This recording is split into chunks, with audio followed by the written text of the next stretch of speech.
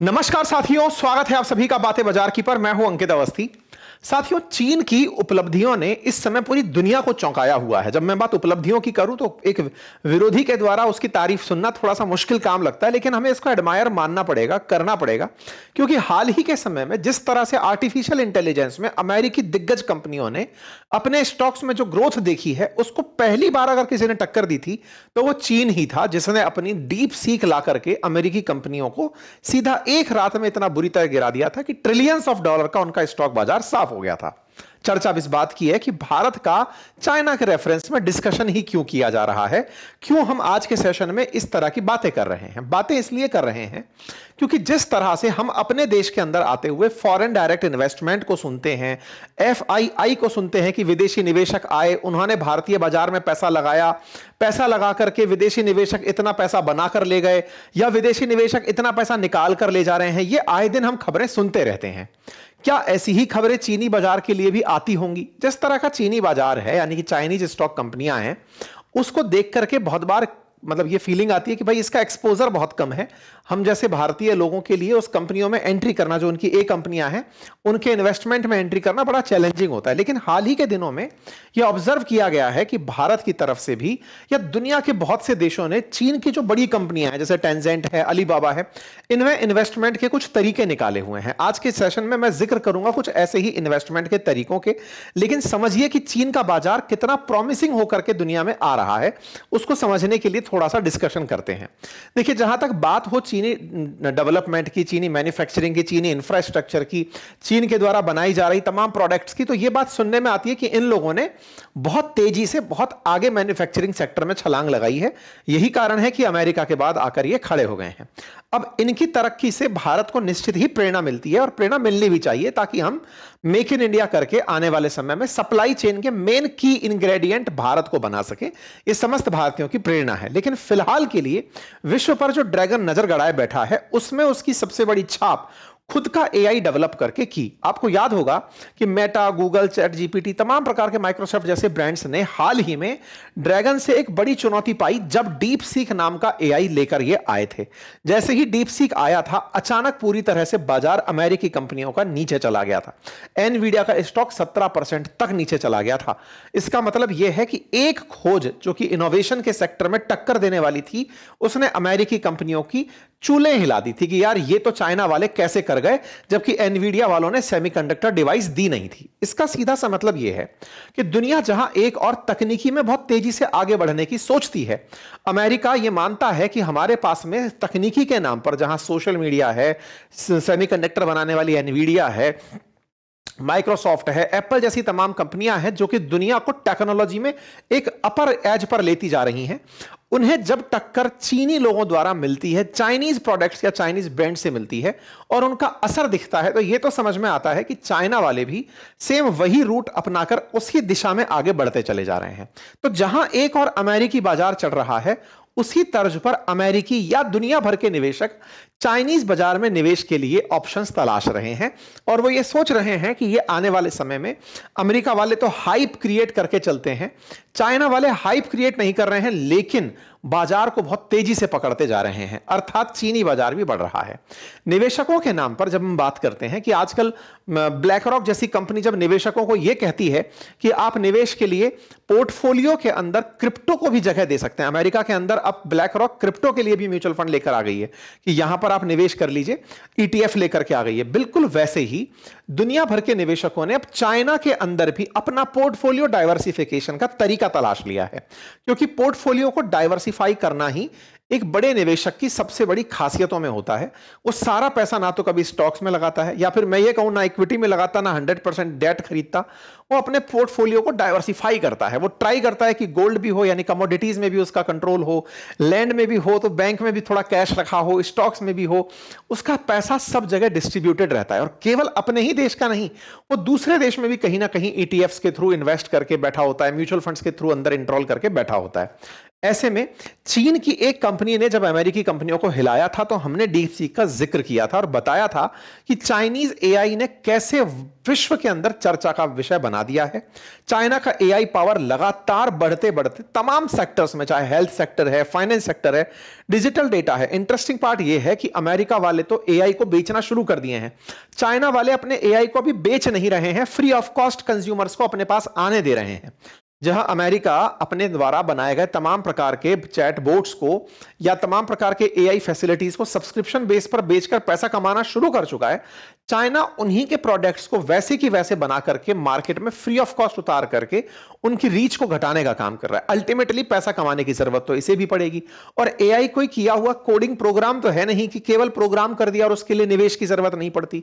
निवेश असल मायने में जो डेटा एआई को दिया जा रहा है उस डेटा को सुरक्षित रखना सबसे बड़ी चुनौती है। मतलब डेटा जो कलेक्ट किया गया है वो एक जगह अक्यूमुलेट हो।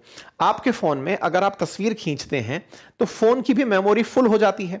ऐसे ही एआई को जब आपको कोई जवाब देना होता है तो उसको भी अपने पास ऑलरेडी दिमाग में बहुत सारा ज्ञान रखना होता है। आर्टिफिशियल इंटेलिजेंस किसी भी सेक्टर में जब आपको हेल्प कर रही होती है तो उसके पास ऑलरेडी बहुत सारा डेटा फीड करके दिया जाता है कि ये डेटा पकड़ो, इस डेटा को खा करके हमें बताओ कि इसमें से हमारे काम का क्या है। आसान रूप से ऐसे समझो कि एक परचूनी की दुकान है, आपको जरूरत का सामान जरूरी है, आप दुकानदार से जाकर के पूछे कि भैया सुनिए आज घर में गाजर का हलवा बनाना है, जो भी जरूरी इंग्रेडिएंट्स हैं गाजर के अलावा वो आप हमें दे दीजिए।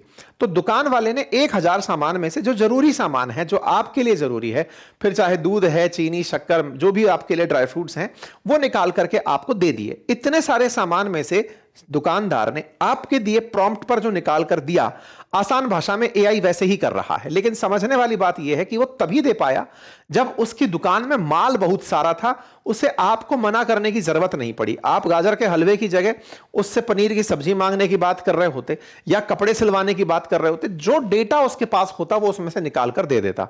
अब सोचिए विश्व का सारा डेटा आपको इकट्ठा करके एक जगह सेव तो करना पड़ेगा। जब सेव करोगे तो सेव करने के लिए आपको बड़ी मेमोरी यानी डेटा सेंटर्स की जरूरत पड़ेगी, और डेटा सेंटर्स को चलाए रखना पूरे टाइम की आप जब मांगो तब वो तुरंत निकाल कर दे दे, वो भी फ्री ऑफ कॉस्ट। इसके लिए बिजली की खपत बहुत होती है। जैसे क्रिप्टो को पैदा करने में, क्रिप्टो माइनिंग में बिजली की बहुत खपत होती है, ऐसे ही एआई की जो टेक्नोलॉजी है जिसमें डेटा सेंटर में डेटा को रखना और जब आप मांगो तब अच्छी डिवाइसेस और चिप्स के माध्यम से डेटा को प्रोसेस करके निकाल कर आपको पकड़ा देना कि ये लीजिए और आपकी काम चला लीजिए। जैसे आज हम तुरंत कोई भी उठा करके एआई का टूल उठाकर उसको प्रॉम्प्ट मारते हैं और हम समझते हैं कि ये तो हमारे आदेश की पालना में तुरंत चला गया, कहीं ना कहीं उसने ऑनलाइन रखा होगा। नहीं, आपका जैसे फेसबुक पे भी तमाम फोटोज जो अपलोड करते हैं वो भी कहीं जाकर डेटा सेंटर में डली हुई हैं, वो भी किसी कमरे में रखी हुई हैं फोटोज, किसी ड्राइव के अंदर सेव करके वहां से निकाल कर आपको दी जाती है, लेकिन आपसे कुछ लिया नहीं जाता। क्यों? क्योंकि वो ये मानते हैं कि आपका डेटा बेचने का तरीका उन्हें पता है। अब चाइना वाले क्या कर रहे हैं? चाइना वाले भी इस पूरे काम को फ्री ऑफ कॉस्ट अगर आपके लिए लाते भी हैं तो भी उन्हें पैसा तो कमाना होगा। फिलहाल चाइना उस पैसे को खुद से निवेश करता चल रहा है।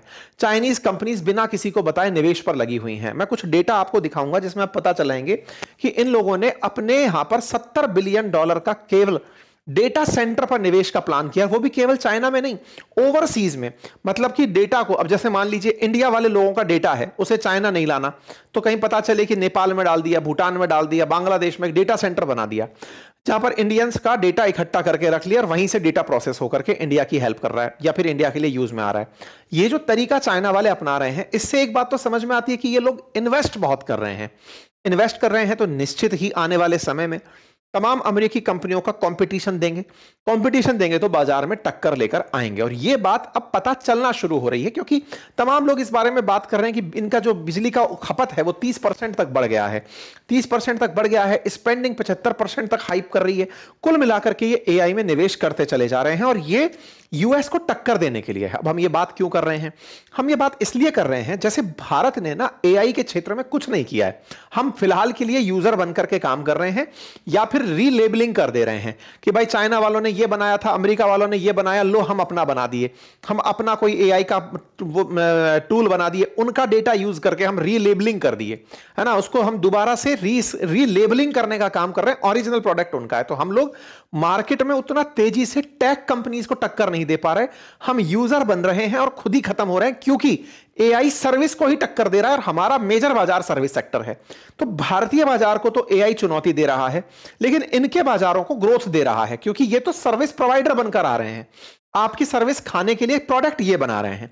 तो ऐसे में इनके बाजार में तेजी देखी जा रही है और तमाम प्रकार के, जैसे भी मानुस करके इन्होंने नया एआई निकाला है, तो कुल मिलाकर के इनका काम चल रहा है। अब मैं ये सारी बातें जब कर रहा हूं तो दिमाग में एक और बात आपको बताने के लिए, जो आपने शुरुआत में पढ़ा था कि चीन के अंदर निवेश कर रहे हैं भारतीय, अब वो क्या कहानी है। तो अब यह है कि चीन की वो कंपनियां जो इन सारी कंपनियों में निवेश कर रही हैं, इसका मतलब भविष्य में वो ग्रो करना चाहती हैं। जैसे एनवीडिया है, साल 2023 में $1 ट्रिलियन का मार्केट कैप था, आज $5 ट्रिलियन का मार्केट कैप है, भारत की जीडीपी से ऊपर मार्केट कैप है। केवल चिप बना करके एआई के कारण उसका $5 ट्रिलियन तक का बाजार पहुंच गया।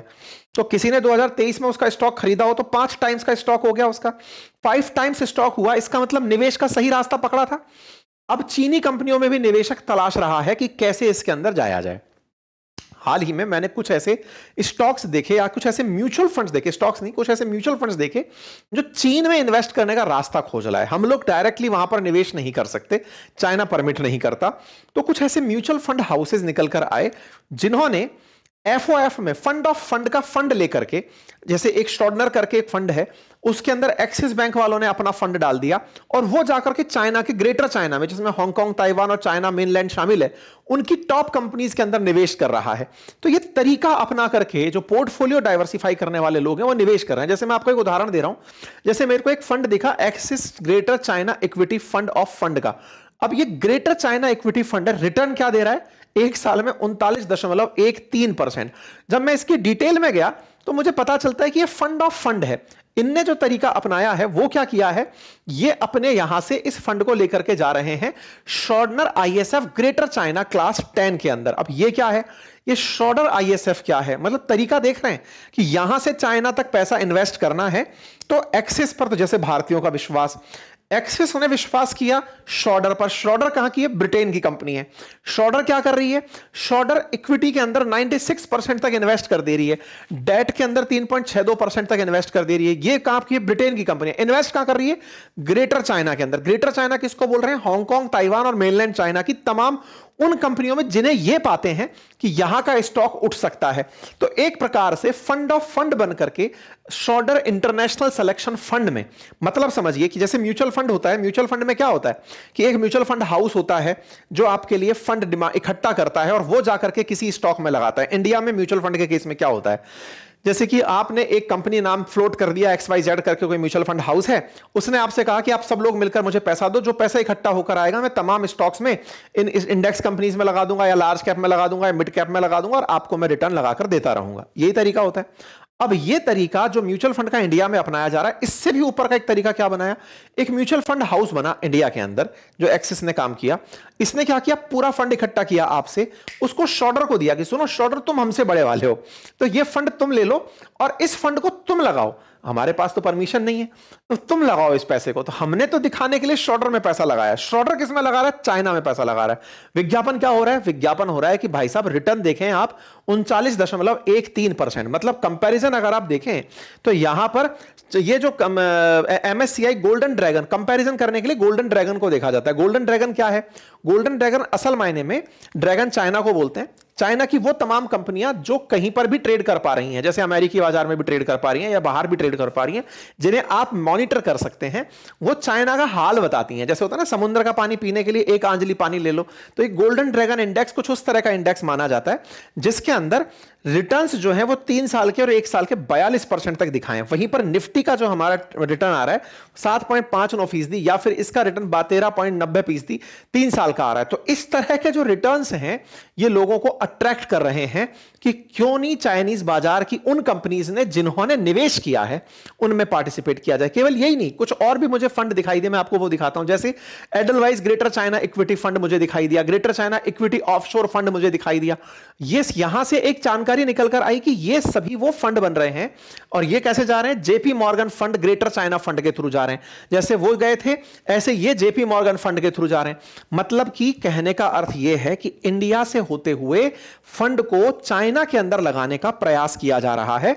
यह तरीका है अपने इन्वेस्टमेंट को लेकर के वहां तक जाने का। क्या है इसके अंदर, क्या इन्वेस्टमेंट करना चाहिए या नहीं करना चाहिए, देखिए ये तो अल्टीमेटली आपका ऑब्जर्वेशन होता है। लेकिन चाइना का बाजार केवल चाइना पर निर्भर नहीं करता, वो अमेरिका पर भी निर्भर करता है। अमेरिका वाले कल को इनके फंड पर, स्टॉक पर या इन्वेस्टमेंट पर या फिर ट्रेड डील पर कोई भी जैसे भी बार्गेनिंग करने निकल पड़ते हैं, बाजार पर असर दिखना शुरू होता है।